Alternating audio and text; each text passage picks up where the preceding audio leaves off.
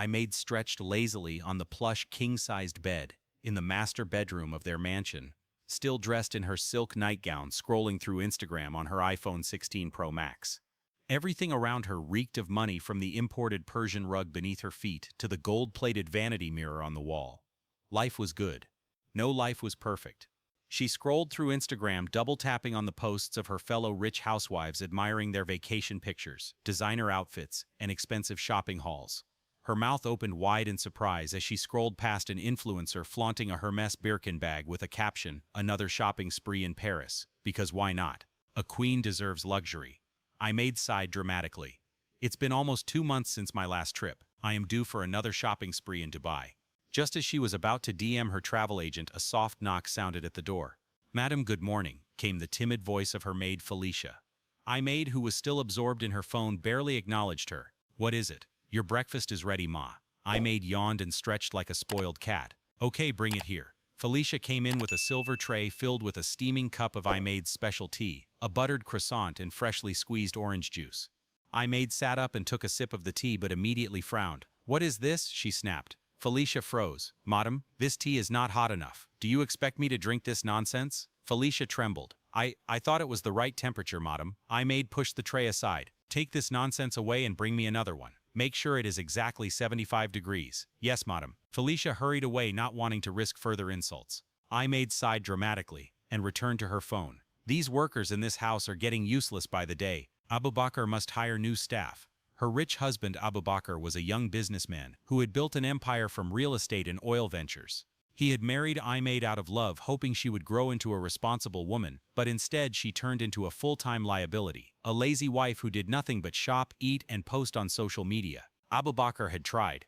He had tried to set her up in business, to encourage her to do something meaningful, but she refused, claiming she wasn't born to suffer. That evening, Abu Bakr had just returned from work. As he stepped into their mansion, his eyes landed on the dozens of shopping bags scattered across the living room. He frowned. Not again. I-maid was curled up on the couch, giggling at something on her phone. She didn't even look up when he entered. "I-maid," his deep voice broke the silence. She looked up. "Welcome, darling." Abu Bakr slowly approached her, still looking at the insane amount of shopping bags. "Where is all this from?" She smiled. "Just some new arrivals. My stylist said I needed an upgrade." Abu Bakr shook his head. "I-maid, do you even know how much you have spent this week?" I-maid shrugged. "What is the big deal? It's not like you can't afford it." "That is not the point." Abu Bakr spat out. "I-maid, you've spent 10 million naira in the past 5 days alone." I-maid rolled her eyes. "And so?" Abu Bakr rubbed his forehead. "Do you ever think about saving, investing, doing something meaningful with your time?" I-maid laughed. "Darling, that is why I married a rich man, to enjoy life. You make the money, I spend it. It's a win-win." Abu Bakr stared at her, speechless. He had always known that I-maid was spoiled, but this was pure irresponsibility. "I have tried, I-maid," he said slowly. "I have tried to set up businesses for you. I got you a salon, a fashion line, a supermarket." I-maid frowned. "God forbid me sitting in a shop from morning to night like a common woman. Never." Abu Bakr looked at her unbelievably. "I-maid, do you think money falls from the sky?" She stood up and placed her hands on her hips. "Abu Bakr, let's be realistic here. You are a billionaire. Why should I stress myself when I can just enjoy my life?" Abu Bakr sighed. "That is the problem. You don't want stress, but life can be unpredictable. You need to learn responsibility." "Okay, what if something happens to me?" Abu Bakr asked. I-maid laughed coldly. "God forbid, my dear. Something happened to you. You that is richer than Dangote? Abu Bakr, you will not die." Abu Bakr's eyes darkened. He had never felt this level of disappointment before. How can a woman have no ambition or sense of responsibility? And worst of all, she refused to change. For the first time since they got married, Abu Bakr regretted his decision. He swallowed hard and stepped back, shaking his head slowly. "All right." I-maid frowned. "All right what?" He looked at her deep in the eyes. "I just pray you don't regret this." With that, he turned and walked away. I-maid couldn't be bothered anyway. Abu Bakr was always talking about responsibility, but he still provided. She was living the dream and nothing was going to change that. Little did she know that her perfect life was about to shatter. The day started like any other for I-maid. She had slept until noon, wrapped in her silk sheets while the house bustled around her.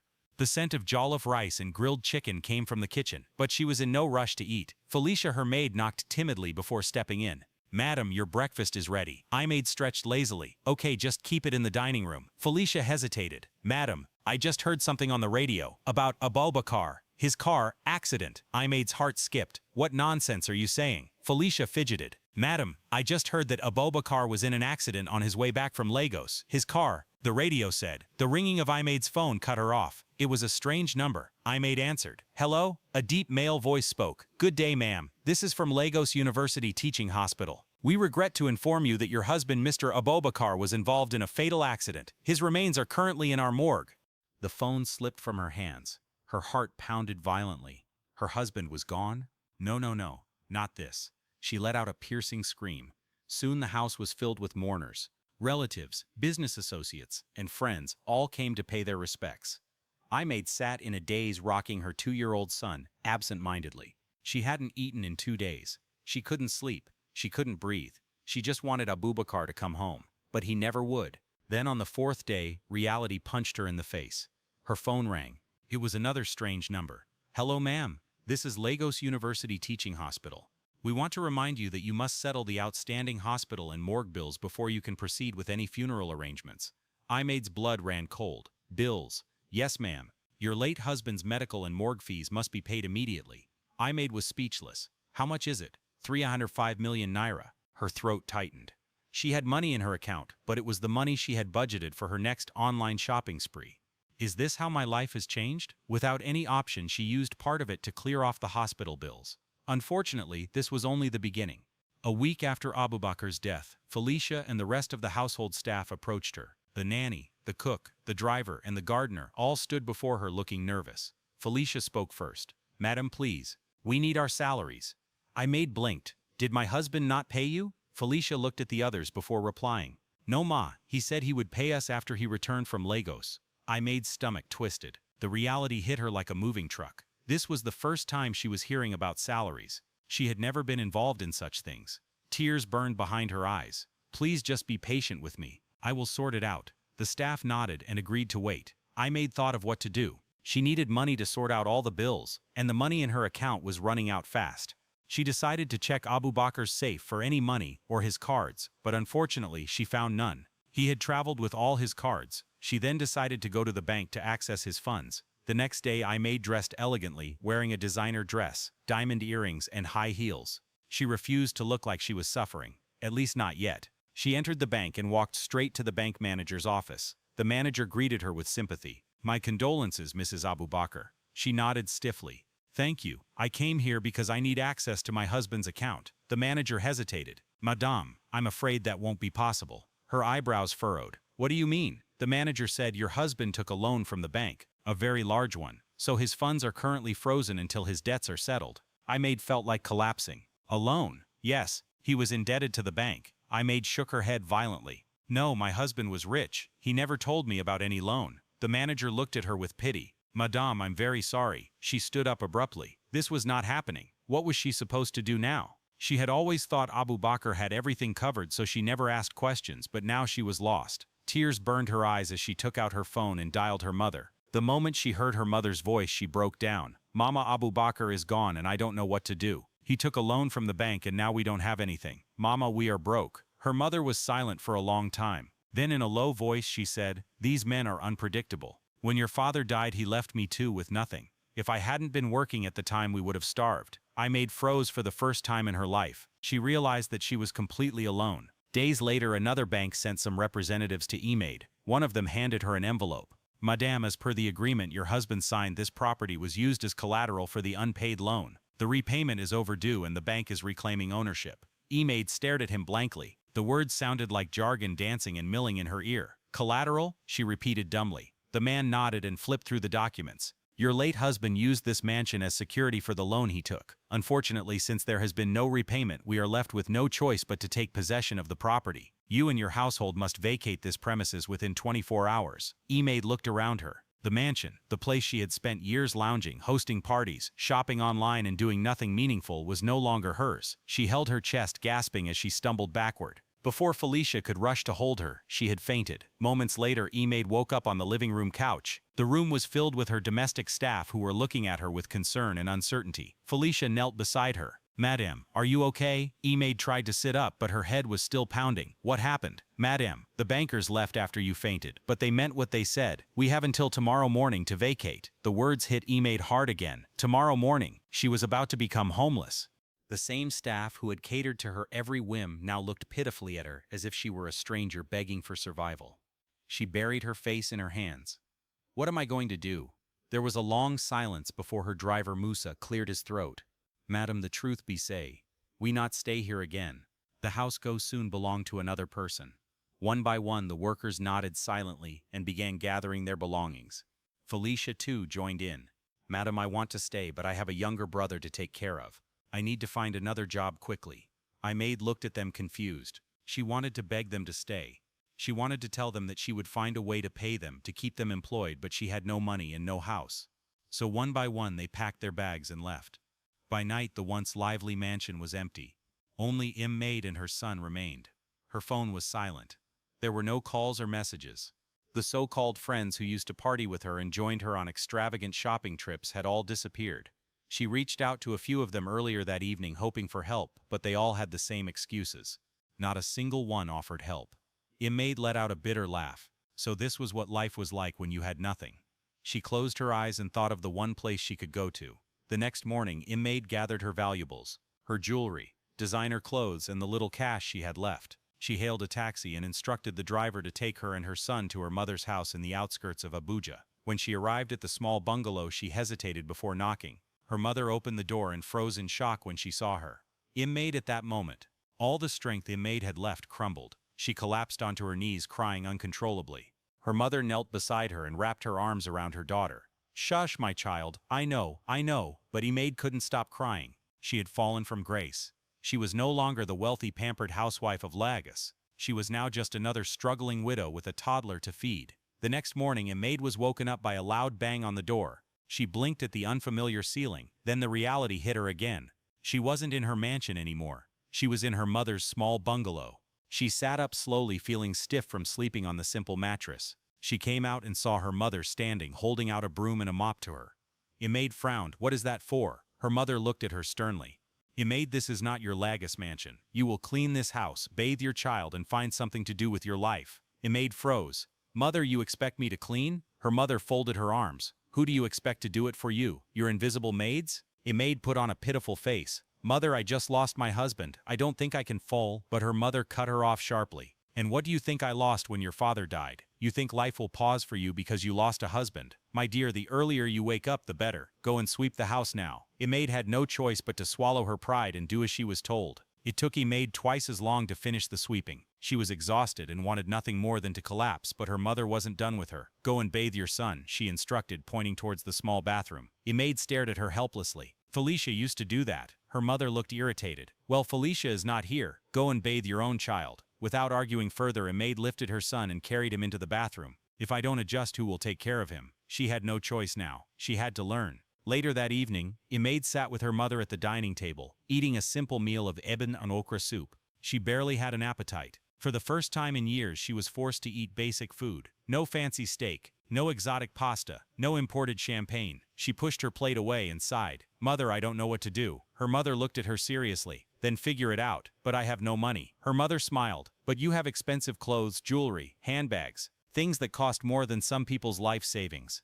Imaid stared at her mother in horror. "Mother, are you telling me to sell my things?" Her mother shrugged. "No, maybe you can just sit there and starve." Imaid's tears burned. She turned and looked at her son, who was sleeping peacefully on the couch, and she realized she had no choice. She had to provide for him. The next morning, she called a reseller, arranged a meeting, and sold over 80% of her designer clothes, bags, and jewelry. The money she raised was nowhere near the wealth she once had, but it was enough to start up something. Now she needed a plan. Imaid researched businesses she could start with the little money she had.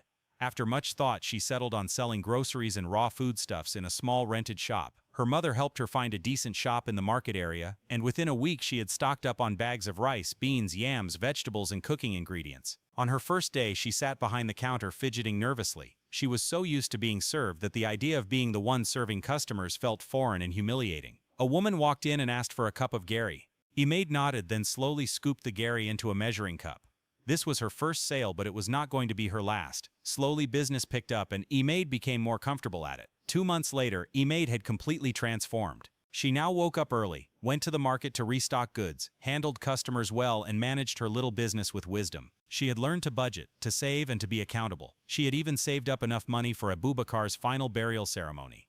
With the help of her mother, she made the arrangements and the date was fixed. On the day, the cemetery was filled with people. Her former house staff, friends, and family had gathered for the somber event. But then something unexpected happened. As they waited for the coffin to be opened, a loud scream erupted from the back. "Ah, who is that?" Ahmed turned sharply, and her breath seized. It was Abubakar. He was walking towards them alive and without any blemish. Ahmed fainted. "Water! Bring water!" someone shouted. Ahmed jerked up and blinked rapidly, trying to understand her surroundings. When her eyes finally focused, she saw him again. Abubakar. Her husband. No, her dead husband. He was standing right before her. She screamed and wanted to run, but Abubakar held her back. "Ahmed, calm down. Stay away from me. You are dead. We saw the accident. Your body was destroyed." The crowd murmured in confusion. Some of the former housemaids and staff exchanged terrified glances. "Is this a ghost?" someone whispered. Abubakar looked at her deeply. "Ahmed, I'm not dead." Ahmed's eyes widened in disbelief. This was not possible. It couldn't be possible. Her husband had died. The hospital had confirmed it. The bank had repossessed everything. She had been thrown out of her house and forced to struggle for survival. She had cried, suffered, fought for her life, and changed into a completely different person.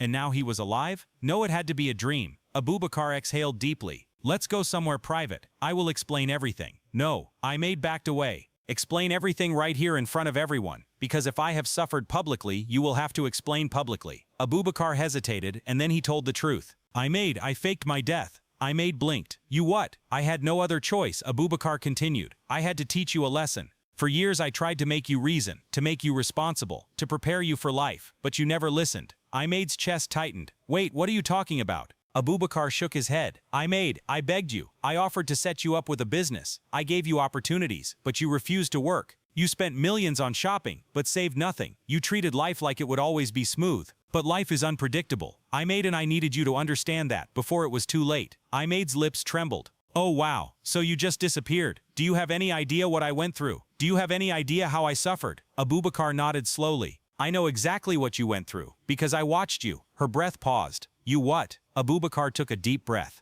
"I never really left Ahmed. I stayed in the background. I had people keeping an eye on you." Ahmed couldn't believe her ears. "Abubakar, you let me suffer. You let your son suffer. You let me hit rock bottom and believe I had lost everything." Abubakar looked at her painfully. "Because you needed to understand. If I had told you it was a test, you would have ignored the lesson." Ahmed's whole body trembled. She wanted to scream, to hit him, to demand why he put her through hell, but then she paused. Because deep down she knew he was right. She needed the change. She needed to grow from being the entitled, lazy wife who believed in easy wealth. She needed to learn to hustle, to value money, to work hard, and to appreciate survival. Her anger and humiliation clashed with a painful realization. Abubakar held her hands. "Ahmed, I didn't do this to hurt you. I did it to make you stronger. And now look at you. You survived. You fought, and you came out better." Her heart softened because even she was proud of herself. She had thought she was weak and that she couldn't survive without luxury and comfort, but she had. She had survived and had become a woman of strength. Tears slipped down her cheeks. Abubakar wiped them away softly. "I'm back now, Ahmed, and I want us to rebuild together." Ahmed cried. "Abubakar, I don't know if I can ever forgive you for this." Abubakar nodded. "Take your time, but just know that I never stopped loving you." Ahmed looked at him and smiled sadly. "Neither did I." The crowd erupted into cheers, and her mother, who was carrying her son, smiled proudly. A month later, after settling back in, Abubakar opened a massive shopping mall for Ahmed, one of the biggest in the city. And this time around, she didn't waste the money. She hired good staff, managed accounts, and kept records. She had learned the value of money and that luxury was meaningless without responsibility. She was now a businesswoman, a wife who contributed and not just spent.